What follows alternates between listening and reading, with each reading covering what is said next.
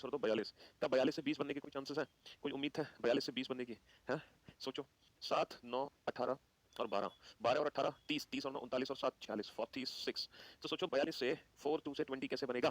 Sir हम half minus one कर सकते हैं, लेकिन सर इसका हाफ माइनस वन होता है 22, बट 22 कहीं भी ऑप्शन नहीं दे रखा, हाफ माइनस वन कहीं भी ऑप्शन नहीं दे रखा। हम सोच रहे थे हाफ माइनस वन कर रहे हैं, लेकिन हाफ माइनस वन कोई भी ऑप्शन नहीं है। लेकिन यहाँ पर सर एक लॉजिक और बनता हुआ दिखाई दे रहा है। 4 का स्क्वायर 16 और 2 का स्क्वायर 4, 16 और 4 कितना होता है 20, 4 का स्क्वायर 16, 6 का स्क्वायर 36, 36 और 16 कितना होता है 36 और 6 16 होता है 52। 52 is the right answer, 52 is the right answer. Very good job, शाबाश। तो इस क्वेश्चन का आंसर होगा 52। काफी अटपटा सा क्वेश्चन था, लेकिन कहीं ना कहीं अगर हम सोचते तो इस लॉजिक तक जरूर पहुंच जाते, इस लॉजिक तक जरूर हम पहुंच जाते। चलिए अगला क्वेश्चन आपके सामने है। देखो ये जो रैंडम वर्ड है ना, रैंडम, इस रैंडम वर्ड को मैंने कोड किया ADMNOR में। तो आप लोग बहुत अच्छे से जानते हैं कि रैंडम अगर हम ध्यान से देखें और हम इस वर्ड को ध्यान से देखें तो बेटा इस वर्ड में जो लेटर्स हैं वही सेम लेटर इस वर्ड में भी आपको देखने को मिलेंगे। यानी कि ये क्वेश्चन पोजीशन बेस्ड पैटर्न पर बेस्ड है, पोजीशन बेस्ड है ना, पोजीशन बेस्ड पैटर्न पर बेस्ड है, पोजीशन बेस्ड। यहाँ पर कौन सा लॉजिक लगेगा? पोजीशन बेस्ड, यानी कि सिर्फ और सिर्फ लेटर्स की हेरा फेरी आपको करनी है। अब हम किस तरीके से अरेंजमेंट कर रहे हैं सर, ये हमें लॉजिक नहीं समझ आ रहा। ये लॉजिक हमें समझ नहीं आ रहा कि हमने सबसे पहले सबसे दूसरा लेटर उठा के सबसे आगे रखा, तो सर सबसे दूसरा लेटर क्या है? आर। तो बेटा आर को उठा के हम सबसे आगे रखेंगे, लेकिन अफसोस की बात यह है कि कोई भी ऑप्शन हमारा आर से शुरू नहीं हो रहा, कोई भी ऑप्शन हमारा आर से शुरू नहीं हो रहा। देखो है ये पोजीशन बेस्ड पैटर्न और दूसरा लेटर सबसे आगे रखा, तो डेफिनेटली आर को सबसे आगे रखना था, बट यहाँ पे आर आगे नहीं रखा गया। उमेश बोल के बिल्कुल सही पहचाना आपने। तो बेटा ये पोजीशन बेस्ड पैटर्न है, लेकिन ये जो पोजीशन चेंज हुई है ना किसी दूसरे तरीके से हुई है। पता है क्या कि हमने क्या किया है कि इन अल्फाबेट को अल्फाबेटिकल ऑर्डर में रीअरेंज कर दिया, अल्फाबेटिकल ऑर्डर में। बेटा इनको अल्फाबेटिकल ऑर्डर में रीअरेंज करो, पहले ए आएगा, फिर डी आएगा, फिर एम, फिर एन, फिर ओ, फिर आर। मतलब अंग्रेजी वर्णमाला क्रम के अनुसार इन लेटर को रीअरेंज करो। तो बेटा सबसे छोटा लेटर क्या है? सी। सी के बाद क्या आएगा? ई, और फिर ई के बाद क्या आएगा? सी ई जे। तो सी ई जे से हमारा ऑप्शन डी शुरू है, तो option D is the right answer. हमने अल्फाबेटिकल ऑर्डर में इन वर्ड्स, इन लेटर्स को रीअरेंज कर दिया अल्फाबेटिकल ऑर्डर में। चलिए नेक्स्ट क्वेश्चन पे आते हैं, और कोडिंग डिकोडिंग का ये क्वेश्चन आपके सामने है। अगला क्वेश्चन कोडिंग डिकोडिंग का है। STU स्टब, स्टब, इसको हमने कोड किया है VUTAAOSP। देखो हमें एक लॉजिक तो समझ आ रहा है यहाँ पे कि पक्का बी से ए बना है, बी से ए बना, क्योंकि दोनों बी के नीचे ए है, दोनों बी के नीचे ए है, तो कहीं ना कहीं ये लॉजिक तो पक्का जरूर है, B-1 B-1 ए। लेकिन यहाँ पर अगर हम देखें तो 19 और 3 22 और +3 +1 और ये -1, ये कुछ अटपटा सा लॉजिक है। फॉरवर्ड पैटर्न यहाँ पे नहीं है, फॉरवर्ड पैटर्न नहीं है। रिवर्स पैटर्न अगर हम चलते हैं तो रिवर्स पैटर्न भी नहीं है, तो ना फॉरवर्ड पैटर्न ना रिवर्स पैटर्न। फिर हम क्या चेक करते हैं? हम चेक करते हैं क्रॉस पैटर्न। कहीं क्रॉस तो नहीं है सर? S+1T, T+1U और U+1V, O+1P, R+1S और N+1O। सर ये तो रिवर्स पैटर्न ही है। ओहो, बन गया लॉजिक, हो गया क्वेश्चन सॉल्व। तो हमें किसका कोड पता करना है? हमें कोड पता करना है शिपिंग का, हमें शिपिंग का कोड पता करना है भाई साहब। तो हम क्रॉस में +1 +1 +1 -1 -1 +1 +1 +1 क्रॉस IJHIST P-1O P-1O, अच्छा GHNO और IJ। तो ये हमारे क्वेश्चन का आंसर आ गया JIT, option D is the right answer. तो हमने देखे तीनों ही क्वेश्चन कोडिंग डिकोडिंग के, तो तीनों बहुत शानदार क्वेश्चन थे। पहला क्वेश्चन लेटर के प्लेस को ऐड किया, फिर इंडिविजुअल डिजिट के स्क्वायर करके ऐड किया। दूसरा क्वेश्चन है ना, दूसरा क्वेश्चन क्या था? दूसरा क्वेश्चन था इन लेटर्स को हमने अल्फाबेटिकल ऑर्डर में रीअरेंज कर दिया। तीसरे क्वेश्चन में हमने क्रॉस पैटर्न लगा लिया। तीसरे क्वेश्चन में हमने क्रॉस पैटर्न। तीनों ही क्वेश्चन शानदार क्वेश्चन थे, बढ़िया क्वेश्चन थे, अच्छे क्वेश्चन थे। चलिए चौथा क्वेश्चन हम चलते हैं। चौथा क्वेश्चन बेटा वर्ड फॉर्मेशन का है, वर्ड फॉर्मेशन का क्वेश्चन है। जो टाइम हमने पहले 3 क्वेश्चन में लगाया उस टाइम को यहाँ पर हम बचा सकते हैं। कौन सा वर्ड है जो इन लेटर्स का यूज करके नहीं बनाया जा सकता? वोल्फ बना सकते हैं, लोअर LOWER बना सकते हैं, फ्लावर। बेटा हमारे पास 2 L नहीं है, हम ये वाला वर्ड नहीं बना सकते, क्योंकि हमारे पास एक ही सिंगल L है, जबकि यहाँ पे 2 L है, तो ऑप्शन सी हम नहीं बना सकते। तो कुछ क्वेश्चन होते हैं जो हमारा टाइम बचाने में काम आते हैं, कुछ ऐसे क्वेश्चन होते हैं जिनमें टाइम एक्स्ट्रा लगता है, तो वो क्वेश्चन उनमें से एक था जो हमारा टाइम बचा रहे थे। अब शायद ये भी हो सकता है जो हमारा टाइम बचाए, और ये भी हो सकता है जो हमारा टाइम खराब करे। अगर हम यहाँ पे लेटर्स के प्लेस लिखते हैं बेटा, अगर हम लेटर के प्लेस लिखे, क्योंकि ये क्वेश्चन हमेशा लेटर के प्लेस लिख के ही सॉल्व होता है, तो हमने जैसे ही प्लेस लिखा यहाँ पे -4 +6, इसका मतलब इस क्वेश्चन में कोई लॉजिक ही नहीं है, कोई लॉजिक ही नहीं है। देखो कोई सीरीज का लॉजिक ही नहीं है, वरना ये क्वेश्चन हमेशा लेटर के प्लेस लिखते ही सॉल्व हो जाते हैं। इट मींस ये इलॉजिकल पैटर्न पे बेस्ड क्वेश्चन है, यहाँ पर कोई लॉजिक ही नहीं है। अब सोचो तो और क्या लॉजिक हो सकता है? ध्यान से देखो, शायद कुछ हमें दिमाग में आए, हमारे कुछ कुछ और चीज हमें समझ आए। सर हमें एक चीज और समझ आ रही है, पता है क्या? जनवरी, फरवरी, मार्च, अप्रैल, मई, जून, जुलाई, मई, जून, जुलाई, क्योंकि कोई लॉजिक बनता हुआ दिख ही नहीं रहा था। ये मंथ के नेम थे। अरे वाह शुभांशु, तुमने तो पहचान लिया भैया। सिद्धांशु, जय विकास शरीफ, अरे वाह बहुत बढ़िया। तो ये इलॉजिकल क्वेश्चन था, जनवरी, फरवरी, मार्च, अप्रैल, मई, जून, जुलाई। चलिए साहब अगले क्वेश्चन की तरफ चलते हैं, नेक्स्ट क्वेश्चन की तरफ आते हैं। हाँ, नंबर सीरीज का क्वेश्चन है ये क्वेश्चन है नंबर सीरीज का। अब जरा इस क्वेश्चन को ध्यान से देखो, ध्यान से देखो, ध्यान से पहचानो इस क्वेश्चन को। क्या कर सकते हैं इस क्वेश्चन में हम, कैसे इस क्वेश्चन को हम सॉल्व कर सकते हैं? 3 7 23 85 क्वेश्चन मार्क। बेटा नंबर अचानक से इतना बड़ा है तो पक्का यहाँ पे मल्टीप्लिकेशन तो देखो जरूर है। अगर 23 से 85 नंबर का डिफरेंस बहुत ज्यादा हो गया तो मल्टीप्लाई प्लस माइनस का ही लॉजिक यहाँ पे बनता हुआ दिखता है। अब 23 में बेटा कितने का मल्टीप्लाई करें? 4 का मल्टीप्लाई करें, 4 तिया 12, 4 दूनी 8 और 1 9। सर 4 के मल्टीप्लाई से तो नंबर ज्यादा हो गया, हम 3 का मल्टीप्लाई कर सकते हैं। 23 तिया 69, 3 तिया 9 3, लेकिन वो तो 85 है बेटा, 16 की कमी है। तो ऐसा तो नहीं, 16 16 का मतलब होता है बेटा 4 स्क्वायर, 16 का मतलब होता है 4 स्क्वायर। अच्छा इससे पीछे आना सर, इंटू 3 तो नहीं करो, अब करो इंटू 2, 7 दूनी 14, 14 + 9, 9 का मतलब इंटू 2 + 3 स्क्वायर। ओहो लॉजिक कुछ बनता हुआ दिखा देखो हमें। 3, मैं क्वेश्चन को लिखता हूँ यहाँ पे, यहाँ लिख देता हूँ 3 7 23 और 85। देखो 23 से 85 कैसे बना? Into 3 + 4 square. 7 से 23 कैसे बना? 7 दूनी 14 + 9 इंटू 3 स्क्वायर, और फिर ये बनेगा 3 एकम 3 और 4, यानी कि इंटू 1 + 2 स्क्वायर। ओके तो बेटा into 1 + 2 square, into 2 + 3 square, into 3 + 4 square, फिर आएगा इंटू 4 + 5 स्क्वायर। 4 पंजे 20, 4 अट्ठे 32 और 2 34 + 25 365, 340 + 25 365 is the right answer. Vaibhav very good job Vaibhav. Yes Sharif, Vivek well done, Vinu good. हाँ जी चलिए नेक्स्ट क्वेश्चन पे चलते हैं, क्वेश्चन नंबर 7। हो सकता है ये क्वेश्चन हमारा टाइम काफी सेव करते हैं। बताओ इनमें से सबसे अलग क्या है? आंख, कान, जीभ और हाथ। इनमें से सबसे अलग क्या है? सर, हैंड, हाथ। क्यों? क्योंकि हम जानते हैं आंख कान और टंग, जीभ, ये हमारे ऑर्गन्स हैं, 6 ऑर्गन, सेंस ऑर्गन है 6, है ना? 6 सेंस जो होते हैं हमारे, सेंस ऑर्गन, ये वो है आंख, कान और जीभ, लेकिन ये सेंस ऑर्गन नहीं है हमारा, ठीक है, हाथ। तो option D is the right answer. चलिए नेक्स्ट। नेक्स्ट, अब देखो ये भी क्वेश्चन हमारा टाइम बचाए, है ना? लॉजिकल सीक्वेंस ऑफ वर्ड, हमें इनको लॉजिकल सीक्वेंस ऑफ वर्ड में रीअरेंज करना है, ठीक है? हाँ जी, लॉजिकल सीक्वेंस ऑफ वर्ड में अरेंज करना है। अरेंज करो बेटा। कैसे अरेंज करोगे? फसल, चयन, बुवाई, विकास, उर्वरक। हाँ जी, फर्टिलाइजर। अब मुझे एक बात बताओ, ये क्वेश्चन बेटा, ये क्वेश्चन हम ऑप्शन से भी बना सकते हैं सर हम। हाँ जी, जल्दी से सोचो, ये क्वेश्चन बेटा हम ऑप्शन से भी बना सकते हैं। किससे बना सकते हैं? ऑप्शन से भी बना सकते हैं हम इस क्वेश्चन को। ऑप्शन से बनाने की कोशिश करो। हाँ जी, देखो ऑप्शन से कैसे बनाए, अगर आपको कंफ्यूजन है तो। पहले बेटा 2 आएगा या पहले 3 आएगा? 2 और 3 की लड़ाई है। पहले चयन करोगे या पहले बुवाई करोगे? सर पहले ऑब्वियस सी बात है सिलेक्शन होगा, तो 3 वाला ऑप्शन हटा दो। फिर ऑब्वियस सी बात है, फिर बुवाई होगी, 2 के बाद 3, 2 के बाद 3। अब 4 और 5 की लड़ाई है। 4 और 5 की लड़ाई है, पहले विकास होगा या पहले फर्टिलाइजर होगा? ये बताओ। सर ऑब्वियस सी बात है, पहले उसको फर्टिलाइज करेंगे, उसी के बाद तो विकास होगा। तो पहले फर्टिलाइज करेंगे, उसके बाद विकास होगा, फिर फसल आएगी। तो option B is the right answer, ठीक है? पहले चयन करेंगे, फिर बुवाई करेंगे, फिर फर्टिलाइज करेंगे, फिर विकास होगा, फिर फसल आएगी, ठीक है? चलिए नेक्स्ट। नेक्स्ट क्वेश्चन पे आते हैं। मिसिंग नंबर का क्वेश्चन है। देखो इस क्वेश्चन से एक चीज तो हमें साफ इंडिकेट हो रही है। इस क्वेश्चन से एक चीज तो हमें साफ पता चल गई। पता है क्या पता चल गया? कि 15 और 11 का यूज करके ही 104 बनाना है। 15 और 11 का यूज करके ही 104 बनाना है। अब चाहे कैसे भी बनाओ, 15 11 का यूज करके 104।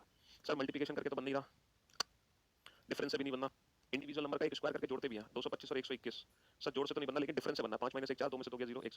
5 15 स्क्वायर माइनस 11 स्क्वायर, अगर ऐसी बात है तो 17 स्क्वायर कितना होता है? 289। 13 स्क्वायर कितना होता है? 169। डिफरेंस निकालोगे तो कितना आएगा? 120। ओहो लॉजिक लग गया। 361, 361 माइनस 225 कितना आ गया? 11 में से 5 गया 6, 5 में से 2 गया 3, 3 में से 2 गया 1, 136। Option A is the right answer. तो इंडिविजुअल नंबर का स्क्वायर का डिफरेंस, इंडिविजुअल नंबर के स्क्वायर का डिफरेंस, इंडिविजुअल नंबर के स्क्वायर का डिफरेंस था यहाँ पे। चलिए नेक्स्ट। नेक्स्ट क्वेश्चन नंबर 10 पे आओ। अब बेटा ये जो क्वेश्चन है हमारे सामने कि इफ 6381 इक्वल टू 2, तो सोच कर देखो बेटा 6381 इक्वल टू 2 कैसे हो सकता है? 6381 इक्वल टू 2 कैसे हो सकता है? क्या लॉजिक हम लगा सकते हैं कि 6381 इक्वल टू 2 हो जाए? सोचो बेटा क्या लॉजिक यहाँ पे हो सकता है, क्या लॉजिक हम यहाँ पे यूज कर सकते हैं? सर 63 81, सर अगर हम ऐसे देखें कि इसको अगर हम उल्टा पढ़े तो 36, इसको उल्टा पढ़े तो 18। सर 36 बटा 18 कितना होता है? 36 बटा 18 2। इसको उल्टा पढ़ो 45, इसको उल्टा पढ़ो 15, 45 बटा 15 कितना होता है? 3। ओहो, तो सर ये 96 है। 96 बटा 12, 12 96 बटा 12 कितना आ गया? 12 थे 96। Option C is the right answer. Option C is the right answer. 96 बटा 12 कितना हो गया? 8। तो ये थे पहले 10 क्वेश्चन, अच्छे लेवल के क्वेश्चन थे। अब हम चलते हैं नेक्स्ट क्वेश्चन नंबर 11। ओहो देखो डाइस का क्वेश्चन है, हमें बताना है कि कौन सा फिगर बनके हमारा तैयार होगा। तो आप लोग बेटा बहुत अच्छे से जानते हो ओपन डाइस में 2 ट्रिक काम करती है। एक तो काम करती है each alternate surfaces are opposite to each other. दूसरी ट्रिक काम करती है बेटा जी मेथड। दूसरी ट्रिक यहाँ पे जी मेथड काम करती है। जी पता है ना आपको जी मेथड कैसे यूज करना है? जी बनाओ। तो बेटा ये जो जी है ये किसके अपोजिट आ गया? आर के। वाई किसके अपोजिट आ गया? आई के। और ये जो बी अपोजिट आ गया ओके। तो जी मेथड, इसके किनारे किनारे वाले एक दूसरे के विपरीत होते हैं। तो जी बनाओ बेटा, जी के अपोजिट आर आ गया। एक और जी बनाओ, वाई के अपोजिट आई आ गया। ऐसे बनाओ तो बी के अपोजिट ओ आ गया। ये सेकंड मेथड था जी मेथड। अब हर उस ऑप्शन को एलिमिनेट कर दो जिसमें 2 विपरीत सतह एक साथ दिखाई दे रही हैं। ऑप्शन ए में क्या दिक्कत है? सर बी और ओ एक दूसरे के विपरीत है, ये एक साथ नहीं दिख सकते। 2 विपरीत सतह कभी भी एक साथ नहीं दिख सकती, ठीक है? ओ जी वाई में क्या दिक्कत है? ओ जी वाई में कोई दिक्कत नहीं है। जी वाई आई में क्या दिक्कत है? सर वाई और आई एक दूसरे के विपरीत है, ये कभी भी एक साथ नहीं दिख सकते। ऑप्शन डी में क्या दिक्कत है? आई जी आर, सर जी और आर एक दूसरे के विपरीत है, ये कभी भी एक साथ नहीं दिख सकते। तो 2 विपरीत संख्याएं कभी भी एक साथ नहीं दिख पाती हैं, तो वो सारे ऑप्शन हटा दो, जो बचा वो हमारे क्वेश्चन का आंसर हो गया, ठीक है? चलिए नेक्स्ट क्वेश्चन नंबर 12। अब देखो क्वेश्चन नंबर 12 क्या है? क्वेश्चन नंबर 12 क्या है? हरि को याद है कि उसके पिता का जन्म 13 से 16 के बीच में है। यानी कि हरि क्या कहना चाह रहा है कि उसके जो पिता का जन्म हुआ वो 13 16 के बीच में है, यानी कि 14 को है या 15 को है। क्योंकि 13 जून और 16 जून के बीच में 2 ही डेट होती है, या तो 14 या 15। अच्छा जबकि उसकी बहन को याद है, कि उसके पिता का बर्थडे 14 से 18 जून के बीच में है, तो 15 16 17। क्योंकि 14 और 18 के बीच में ये 3 तारीख होती है। तो बेटा बहन के अकॉर्डिंग तो ये 3 डेट है, भाई के अकॉर्डिंग ये 2 डेट है। तो एक्चुअल में जो बर्थडे होगा ना वो इन दोनों की कॉमन डेट्स पे होगा, और इन दोनों की कॉमन डेट्स कितनी है? सिर्फ एक 15। तो यानी कि उसके पिता का जो बर्थडे था वो 15 जून को था। तो आंसर जो होता है वो इन दोनों का कॉमन होता है, इन दोनों का कॉमन। तो कॉमन सिर्फ यहाँ पर एक ही डेट है 15, तो 15 इज द राइट आंसर। चलिए नेक्स्ट क्वेश्चन नंबर 13। त्रिभुजों की संख्या ज्ञात करनी है। त्रिभुजों की संख्या ज्ञात करनी है। कितने ट्रायंगल्स हैं इस फिगर में? आप लोग बहुत अच्छे से जानते होंगे इस वाली पिक्चर को। इस पिक्चर में त्रिभुज कैसे काउंट करते हैं बहुत अच्छे से आपको पता होगा। 1 2 3 4 जितने इंडिविजुअल ट्रायंगल दिखाई दे रहे हैं, आंसर उसका डबल हो जाता है 8। तो बेटा 1 2 3 4 दूनी 8, 1 2 3 4 दूनी 8, 1 2 3 4 दूनी 8, उसके बाद 1 2 3 4। तो बेटा कितने ऐसे ट्रायंगल है जो हमें अपनी आंखों से दिखाई दे रहे हैं? सर अगर हम अपनी आंखों से देखें तो 8 और 8 16 और 24, 8 या 24 25 26 27 28। सर अपनी आंखों से हमें 28 दिखाई दे रहे हैं। अब हम मन की आंखों से काउंट करेंगे, यानी कि एक्स्ट्रा त्रिभुज।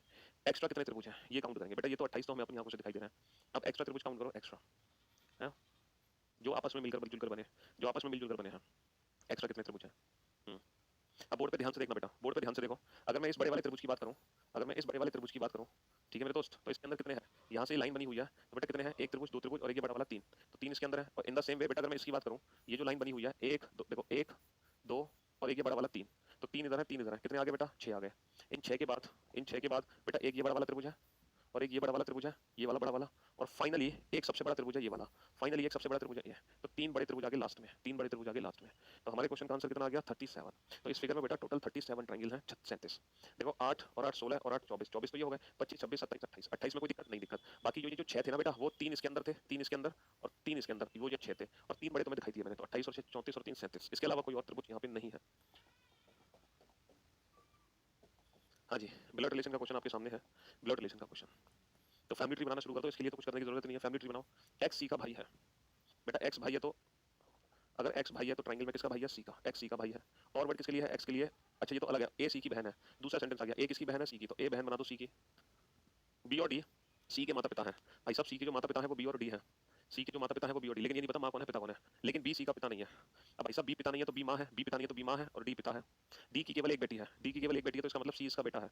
तो ए डी से कैसे संबंधित है, तो ए डी से कैसे संबंधित है, तो how is A related to D, how is A related to D, option C बेटी डॉटर। तो बेटा ए डी की कौन है सर, ए डी की बेटी है डॉटर है, ए डी की बेटी है डॉटर है, ठीक है मेरे दोस्त। अच्छा फिर से बेटा ब्लड रिलेशन का ही क्वेश्चन आ गया। अखिल ने एक तस्वीर की ओर इशारा करते हुए कहा, इस आदमी का बेटा, अखिल एक तस्वीर की ओर इशारा कर रहा है, ये जो आदमी है ना, इस आदमी का जो बेटा है वो मेरी माँ की एकमात्र बेटी का पिता है। मेरी मतलब अखिल अपनी बात कर रहा है, मेरी माँ की एकमात्र बेटी का पिता है। मेरी मतलब अखिल अपनी बात कर रहा है कि अखिल की माँ की एकमात्र बेटी का पिता है, ये है, ये कौन है, ये अखिल की माँ की बेटी का पिता है, कौन, इसका पिता, इसका पिता, इसका पिता, यानी कि नहीं आदमी का बेटा, सॉरी सॉरी सॉरी, मेरी माँ की एकमात्र बेटी का पिता कौन है, ये आदमी का बेटा है, तो आदमी से ऊपर हो गया। तो आदमी का बेटा कौन है, मेरी माँ की एकमात्र पुत्री का पिता, मेरी माँ की एकमात्र पुत्री का पिता कौन है, आदमी का बेटा। तो बेटा अखिल से तस्वीर में आदमी कैसे संबंधित है, तो आदमी कौन है, आदमी कौन है, अखिल का, अखिल के पिता का पिता, आदमी अखिल का दादा है, आदमी अखिल का दादा है, उसके पिता का पिता, ठीक है। डायरेक्शन का क्वेश्चन आ गया, डायरेक्शन का क्वेश्चन आ गया भाइयों, करो डायरेक्शन का क्वेश्चन कैसे सॉल्व करोगे जल्दी से। हाँ जी,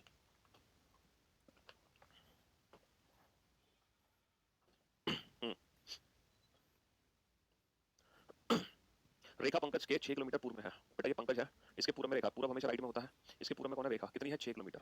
रेखा से 5 किलोमीटर उत्तर में रवि है, रेखा के उत्तर में रवि है, रेखा के उत्तर में 5 किलोमीटर कौन है, रवि, रेखा के उत्तर में 5 किलोमीटर रवि है। रवि सोनू के 6 किलोमीटर पश्चिम में है बेटा, जो रवि है ना ये सोनू के पश्चिम में है, अगर ये सोनू के पश्चिम में है तो सोनू यहाँ का ही है, सोनू के पश्चिम में रवि है, तो सोनू पूर्व में हो गया। पंकज और सोनू के बीच की सबसे छोटी दूरी क्या होगी, तो बेटा ये दूरी कितनी होगी, तो ये पाइथागोरस थ्योरम बनाओ, इसको आगे बढ़ाओ, इसको ऐसे मिलाओ, तो बेटा ये 6 ऊपर वाली 6, तो यहाँ से यहाँ तक की दूरी कितनी आ गई 12, और ये 5, तो पाइथागोरस थ्योरम से अगर ये 12 है ये 5 है तो इसकी वैल्यू कितनी आ जाएगी 13, तो 13 kilometre, option B is the right answer. समकोण त्रिभुज बेटा पाइथागोरस थ्योरम ट्रिपलेट 5 12 13, ठीक है। चलिए नेक्स्ट क्वेश्चन पे चलते हैं, क्वेश्चन नंबर 17, क्वेश्चन नंबर 17 ये आ गया, ओहो सिलॉक्स का क्वेश्चन है, some snacks are biscuit, some snacks are biscuit, तो बेटा स्नैक्स से बिस्किट पे पहुंचना है, तो स्नैक्स से बिस्किट पर कैसे पहुंचोगे, बिस्किट ये है स्नैक्स ये है, चॉकलेट से चॉकलेट कट गया तो पॉजिटिव पॉजिटिव मिलकर पॉजिटिव रिजल्ट देंगे, तो some snacks are biscuit 100% true है। अच्छा मील से चॉकलेट पे कैसे पहुंचोगे, मील से चॉकलेट पर कैसे पहुंचोगे, बेटा मील जो है नेगेटिव सेंटेंस है, नेगेटिव से पॉजिटिव रिजल्ट कभी नहीं आ सकता, नेगेटिव से पॉजिटिव रिजल्ट कभी नहीं आ सकता। इस क्वेश्चन का आंसर है ओनली फर्स्ट फॉलोस, केवल पहला निष्कर्ष अनुसरण करता है, ओनली फर्स्ट फॉलोस, क्योंकि नेगेटिव स्टेटमेंट से पॉजिटिव रिजल्ट कभी नहीं बन सकता, ठीक है। ओके फिर से सिलॉक्स का क्वेश्चन आ गया बेटा, अगेन सिलॉक्स का क्वेश्चन है 1 से 3 पर जाओ, ये 1 है ये 3 है, बोथ आर नेगेटिव, दो नेगेटिव मिलकर तो कोई कंक्लूजन दे नहीं सकते, दो नेगेटिव मिलकर कोई रिजल्ट नहीं दे सकते। 3 से 2 पे जाओ बेटा, 3 से 2, 2 के आज 2 की वैल्यू 100 है, 3 की वैल्यू 100, तो no 3 is 2, no 3 is 2, no 3 is 2 हम बना सकते हैं, तो only second follows, only second follows, दो नेगेटिव मिलकर कोई रिजल्ट नहीं दे सकते बट इंडिविजुअल रिजल्ट यहां से आ सकता है। चलिए नेक्स्ट क्वेश्चन नंबर 19, 19 बहुत बड़ा क्वेश्चन है, ओके इसको हमें 2 पेज में लेना पड़ेगा।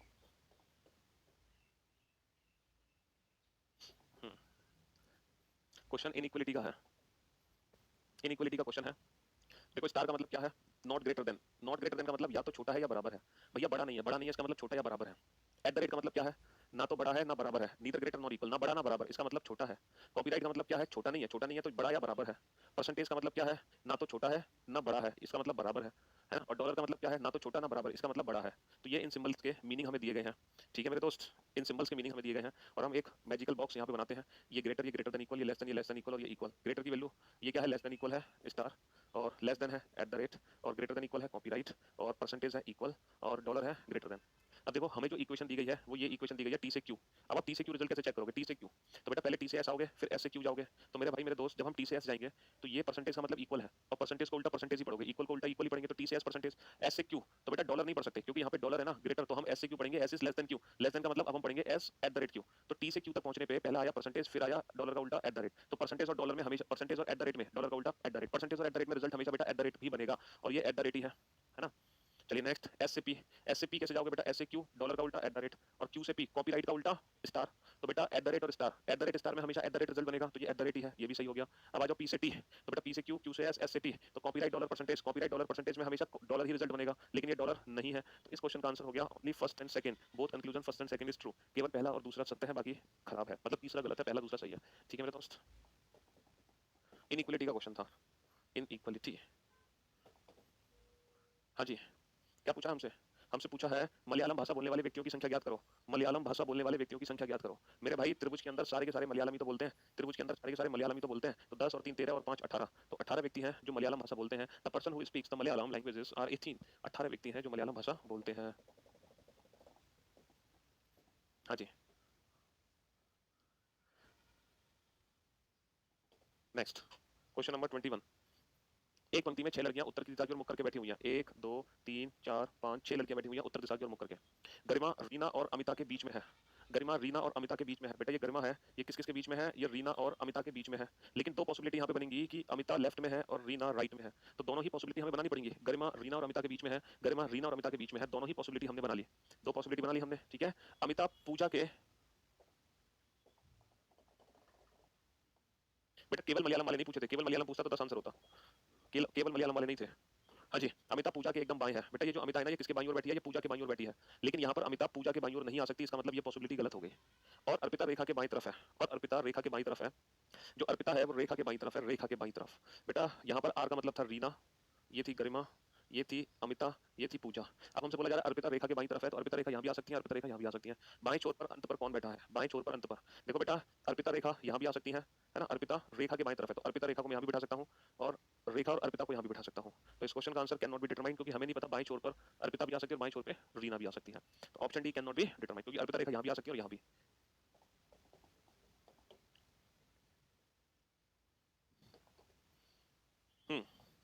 P Q T A B each having, सबके पास अलग अलग कार है, अलग अलग। बी के पास ए और क्यू से कम कार है, बी के पास ना ए और क्यू से कम है गाड़ियों की संख्या। ओके, क्यू के पास ए से अधिक कार है, क्यू के पास ए से अधिक है, इसका मतलब ये है क्यू के पास ए से अधिक है, क्यू के पास ए से अधिक है। पी के पास बी से अधिक कार, पी के पास बी से भी अधिक, बी से भी अधिक किसके पास है? पी के पास है। क्यू के पास सबसे अधिक कार नहीं है, क्यू के पास सबसे अधिक नहीं है, क्यू के पास सबसे अधिक कार नहीं है। इनमें से किसके पास तीसरे स्थान पर सर्वाधिक कार है? देखो 1 2 3 4 5, 5 है। सबसे कम किसके पास है? सबसे कम यहाँ पर देखो, टी का तो जिक्र हुआ ही नहीं, टी का जिक्र हुआ? बी के पास ए और क्यू से कम कार है, ओके, और क्यू के पास ए से अधिक है, पी के पास बी से अधिक कार है, क्यू के पास सबसे अधिक कार नहीं है। देखो मैं क्यू को कहाँ सेट कर सकता हूँ?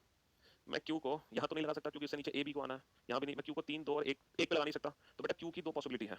क्यू 5 पे तो आ नहीं सकता क्योंकि इसके नीचे ए और बी को आना है, 4 पे आ नहीं सकता, देखो क्यू या तो 3 पे आएगा या 2 पे। 1 पे क्यू आ नहीं सकता क्योंकि क्यू के पास सबसे अधिक नहीं है। क्यू से नीचे ए से नीचे बी, लेकिन बी से अधिक पी है। अब देखो बी से अधिक पी भी है और बी से अधिक ए भी है, तो डेफिनेटली ये बी है भैया, बी से अधिक ए और पी दोनों है। अब यहाँ पर बी से अधिक ए और पी दोनों नहीं आ पा रहे, देखो बी से अधिक ए और पी दोनों है, तो यहाँ पर मैं बी से अधिक ए और पी को नहीं रख सकता, इसका मतलब ये पॉसिबिलिटी गलत हो गई, इसका मतलब ये पॉसिबिलिटी मेरी गलत हो गई। अब देखो ए और पी यहाँ पर आएंगे तो डेफिनेटली यहाँ पे टी आएगा, ए और पी यहाँ पे आएंगे तो डेफिनेटली यहाँ पे टी आएगा।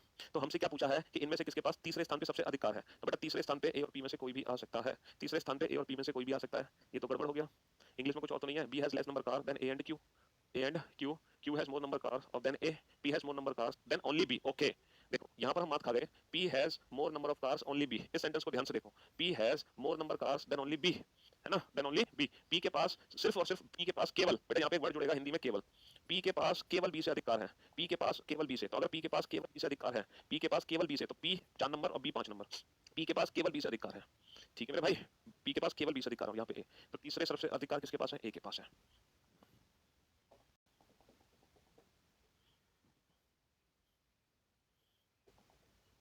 हाँ जी, क्वेश्चन क्या है कि क्या शिकार पर प्रतिबंध लगा देना चाहिए? Should hunting be banned? भैया शिकार के प्रतिबंध लगा देना चाहिए पूछ रहे हैं। पहला आर्गुमेंट है यस, बिल्कुल लगा देना चाहिए, लेकिन हमें हाँ और ना से मतलब नहीं, हमें तो रीजन से मतलब है। अब ये जो हाँ कह रहे हैं, क्यों कह रहे हैं? ये कह रहे हैं it has been prove to be a definite environment hazard, या निश्चय ही पर्यावरण के लिए खतरा सिद्ध हुआ है। तो ये बात जो इन्होंने कही है ये एकदम 100% ट्रू है। ये बात जो इन्होंने कही है ये 100% ट्रू है, 100% ट्रू है। इसका मतलब ये आर्गुमेंट स्ट्रॉन्ग है, इसका मतलब ये आर्गुमेंट स्ट्रॉन्ग है, यानी कि सही है। अच्छा नेक्स्ट जब हम मुलाकात करेंगे तो अगले वीक मुलाकात करेंगे मंडे को, ठीक है मेरे भाई? अब सीधा हम मंडे को मुलाकात करेंगे, कल परसों अब आपकी छुट्टी वीकेंड पर, ठीक है? अच्छा मंडे को मैं क्या करूंगा, लाइव आने से पहले आप लोगों को ना प्रैक्टिस सेट अपलोड करा दिया करूंगा आधे या 1 घंटे पहले। 1 घंटे पहले कम से कम प्रैक्टिस सेट अपलोड करा दिया करेंगे, तो उसमें क्या होगा, आप लोग ना पहले उस प्रैक्टिस सेट को आधे घंटे बना के मेरे पास आया करो, फिर जल्दी जल्दी जल्दी हम क्वेश्चन बना डालेंगे सारे के सारे। तो मैं कम से कम 1-2 घंटे पहले कोशिश करूंगा कि आपका प्रैक्टिस सेट अपलोड हो जाए जो हम कराने वाले हैं, ठीक है? हाँ जी।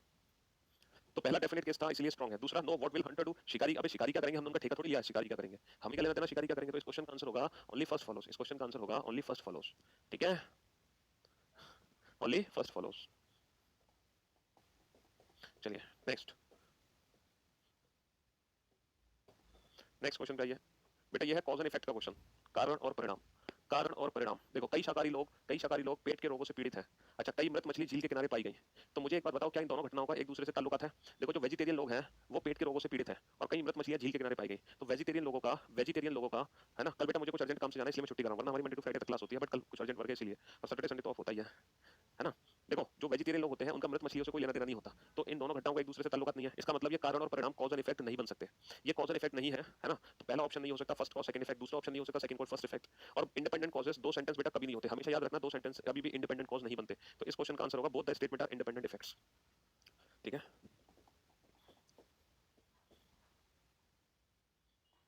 25वां क्वेश्चन है बेटा मैट्रिक्स का। बस आप ये देख लो आपकी मैट्रिक्स सीधी है या उल्टी है। देखो y को कोड किया है 42 से, तो 42 देखो 4 यहाँ पर 2 वहाँ पर, 42 देखो 4 यहाँ पे 2 वहाँ पे, 42 को कोड किया है y से। सर वेरी गुड जॉब, 4 यहाँ पे 2 यहाँ पे, 42 अगर हम उल्टा पढ़ें तो e बनेगा। इसका मतलब ये मैट्रिक्स सीधी है, इसका मतलब ये मैट्रिक्स एकदम सीधी है, एकदम सीधी, ठीक है मेरे भाई? तो हमें फ्रंट का कोड बनाना है, तो हम 12 बेटा t का कोड होना चाहिए, तो 1 2 सर 12 t का कोड है, 75 t का होना चाहिए, 75 सर 75 है j का कोड, 76 सर t का कोड है, 23 सर 2 इधर 3 उधर, 23 सर g का कोड है। तो दो ऑप्शन हमारे एलिमिनेट हो गए। अब हमें चेक करना है 04 और 03, ये किसके कोड होने चाहिए? n के। सर 04 n का कोड है, 03 n का कोड नहीं है, तो option A is the right answer, option A is the right answer, ठीक है मेरे भाई? गाइस का क्वेश्चन है बताइए दो बिंदु के विपरीत कितने बिंदु हैं? दो बिंदु के अपोजिट, अपोजिट टू 2 पता लगाना है बेटा, अपोजिट टू 2। तो इस क्वेश्चन को हम पहली और दूसरी फिगर से सॉल्व करते हैं, है ना? 6 कॉमन 6 कॉमन, तो बेटा 1 कॉमन ट्रिक लगा दो, 6 2 4 6 2 4 कॉमन नंबर से क्लॉकवाइज, 6 5 1 कॉमन से क्लॉकवाइज, 6 5 1 4 के अपोजिट 1 2 के अपोजिट 5 6 के अपोजिट 3। हमसे 2 के अपोजिट पूछा था, 2 के विपरीत कितना हो गया? 5 हो गया। 2 के विपरीत कितना हो गया? 5 हो गया, ठीक है मेरे भाई? 2 के विपरीत कितना हो गया? 5 हो गया। 1 कॉमन ट्रिक से क्वेश्चन सॉल्व कर लिया आपने। मिरर इमेज का क्वेश्चन है और आप लोग बहुत अच्छे से जानते हैं, पास वाली पिक्चर पास बनती है, दूर वाली पिक्चर दूर, पास वाली पिक्चर पास बनेगी, दूर वाली पिक्चर दूर बनेगी। तो एमओ बिल्कुल सही है, एमओ बिल्कुल सही है, ये पहले वो गलत है, पहले वो गलत है, ठीक है? पास वाली पिक्चर पास, दूर वाली पिक्चर दूर, पास वाली पिक्चर पास, दूर वाली पिक्चर दूर, लेकिन डॉलर उल्टा दिखेगा, डॉलर बेटा सीधा नहीं दिख सकता, तो option B is the right answer, option B is the right answer. बताओ ये जो फिगर है ये किसके अंदर छिपी हुई है? एम्बेडेड ऑफ फिगर का क्वेश्चन है, ये फिगर कहाँ छिपी हुई है? ये फिगर कहाँ छिपी हुई है सर? ये कहाँ छिपी हुई है सर? एल शेप तो हमें यहाँ दिख रही है, ये option C is the right answer, option C is the right answer. हाँ जी। एक्टर नेता और कुर्सी, एक्टर नेता और कुर्सी में क्या रिलेशन है? एक्टर नेता और कुर्सी, देखो ऑब्वियसली बात है, कुर्सी का नेता से कोई संबंध नहीं होता, मतलब वैसे तो संबंध होता है, लेकिन वैसे कुर्सी को नेता नहीं बोलते, नेता को कुर्सी नहीं बोलते, तो नो है रिलेशन। और एक्टर और कुर्सी का भी बेटा नो का रिलेशन है, तो दो तो आने चाहिए, इसमें एक भी नो नहीं है, इसमें एक भी नो नहीं है। अब बेटा दोनों कम से कम इसमें भी है, और यहाँ तो तीनों ही नो है बेटा, लेकिन एक्टर और नेता अलग अलग नहीं हो सकते, तो ऑप्शन सी भी हटा दो, तो ऑप्शन बी एक्टर पॉलिटिशियन और चेयर, एक्टर पॉलिटिशियन और chair, option B is the right answer. और आज के सेट का आखिरी क्वेश्चन, क्वेश्चन नंबर 30, ये रहा आपके सामने, क्वेश्चन नंबर 30 दिख ही नहीं रहा आपको बेटा? एम्बेडेड फिगर का क्वेश्चन है, ये वाली जो फिगर है ये कहां से छाटोगे सर? ये वाली फिगर यहां से छाटोगे, ऑप्शन डी से। दिख नहीं रहा, कोई बात नहीं, मैंने दिखा दिया आपको, तो option D is the right answer. और हम मुलाकात करेंगे नेक्स्ट वीक, मैं कोशिश करूंगा कि पहले ही आपको पीडीएफ अपलोड करा दी जाए, ठीक है? चलिए, तो thank you so much guys, thanks a lot, goodbye, take care yourself, bye bye, love you all, take care, thank you so much.